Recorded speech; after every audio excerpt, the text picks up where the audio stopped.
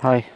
So I thought I'd do a little update. I did a video just before, but I ran out of space, so I'm going to do it voice only. Obviously, it doesn't take so much space. So I'm in the park again. It's Sunday, the 13th of Feb.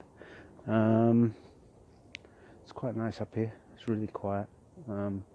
Unfortunately, it's clouded over. There was a beautiful clear blue sky about 2 hours ago, and it's all cloudy now. We're due to get rain tomorrow. Apparently, we've had virtually no rain this year.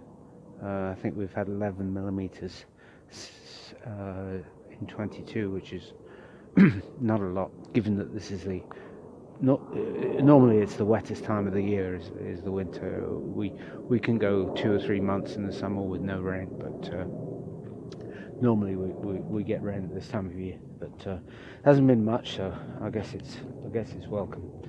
But it sort of curtails my my activity regards walking and cycling. So in last week we had a very volatile equity market. We had the inflation data come out from the US. It was higher than the market was anticipating, and that caused a bit of a sell-off. And I think it was 7.8, but who knows how accurate that is? I mean, I've seen estimates. It's inflation's running over 12% in the US, and so that looks like the Fed has completely dropped the ball as far as inflation is concerned. I mean, that's one of the reasons they're there for, and they've been printing all this money for years, especially the last couple of years, and so they even going to have, I believe they're going to have an emergency Fed meeting this week. I'm not sure when. I think it's Monday or Tuesday. I think it's Tuesday. So yeah, we'll probably get more volatility around that, and you've got the prospect of a war in the Ukraine, and that spooked the market on Friday. We're well off the highs on the S&P and the Nasdaq. So it was a really difficult market to trade. The shorts were definitely the way to go. But given that we've had months in which the buy the dip strategy has worked, and then suddenly it doesn't, but that's the market for you. That's what happens. So anyway, yeah. As far as the cryptos go, it's they've come back a bit, they've fallen back a bit, but the Bitcoin and Ethereum are still above the lows they made at the end of January.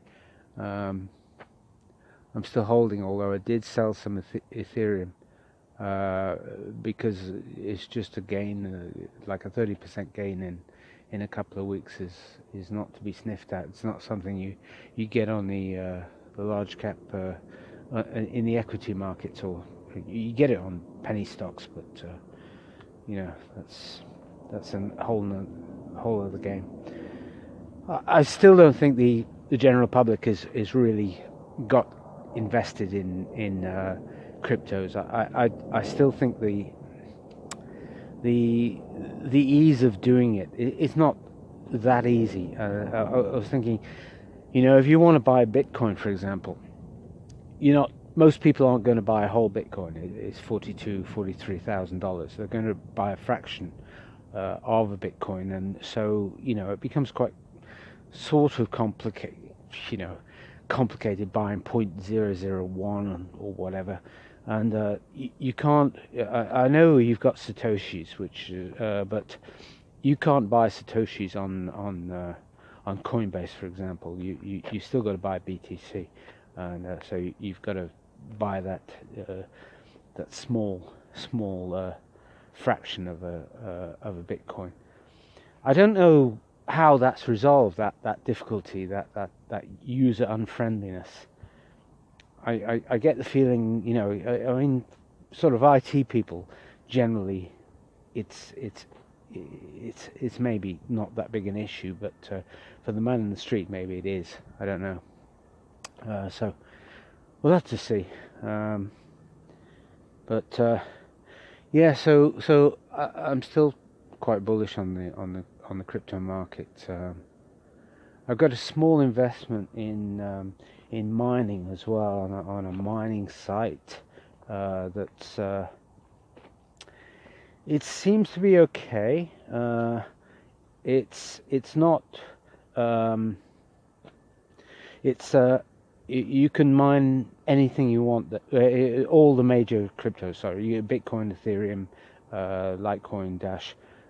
You've got to be aware if you open an account there that this thing can disappear.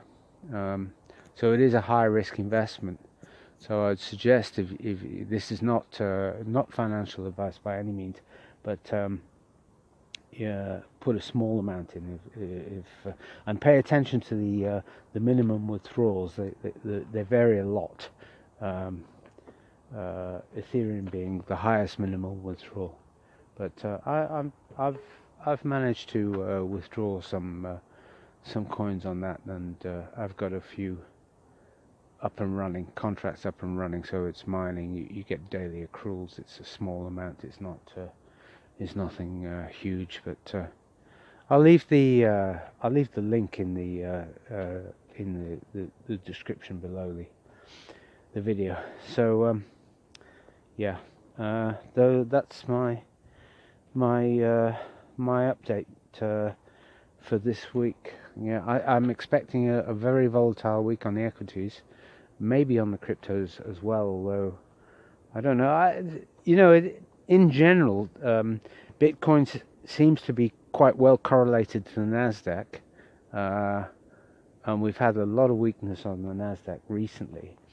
Nasdaq's well off its all-time high, but so we'll see what transpires this week. As I say, you've got the Fed, and you've got possibility of conflict in the Ukraine.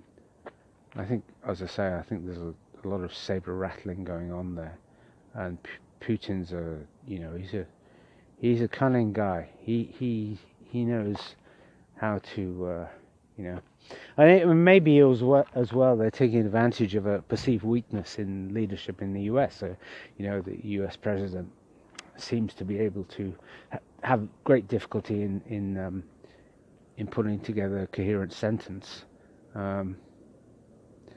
But there you go. They voted him in, allegedly 81 million people. I find it quite incredible. There you go. Okay, so yeah, give the thumbs up to the video, subscribe if you haven't, and have a nice evening. Okay.